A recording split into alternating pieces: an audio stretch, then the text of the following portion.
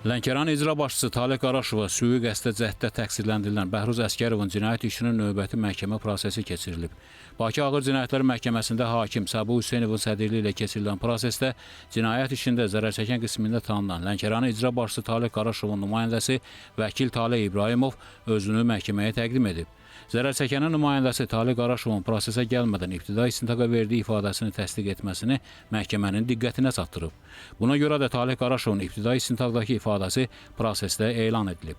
Zərərçəkən icra başçısı vurğulayıb ki, o təqsirləniləni istintaqa qədər heç vaxt tanımayıb. Onun sui-qəsd planları barədə mətbuatdan xəbər tutmuşam. Bununla yanaşı kiminsə məni güdməsini, izləməsini heç vaxt hiss etməmişəm, deyə Qaraşov ifadəsində qeyd edib.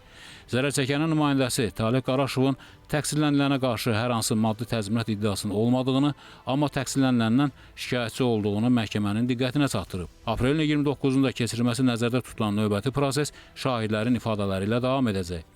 Qeyd edək ki, Bəhruz Əsgərov Respublikanın müxtəlif rayonlarında yaşayan şəxsləri gizli əlaqəyə cəlb edərək onlara Lənkəran şəhər icra hakimiyyətinin başçısının həyatına sui-qəsdin təşkil olunması barədə tapşırıqlar verməkdə ittiham olunur. Həmçinin Bəhruz Əsgərovun əlaqəsində olan şəxslərə Azərbaycanın bəzi rayonlarında fərdi qaydada ingilis dili müəllimi kimi fəaliyyət göstərən xarici ölkə vətəndaşına qarşı sui-qəsdi həyata keçirməyi tapşırması da təsbit edilib. Dövlət Təhlükəsizlik Xidməti tərəfindən keçirilmiş kompleks əməliyyat istintaq tədbirləri nəticəsində Bəhruz Əsgərovun tutularaq cinayət məsuliyyətinə cəlb edilməsi təmin edilib. Məhkəmənin qərarı ilə barəsində həbs qəti imkan tədbiri seçilib.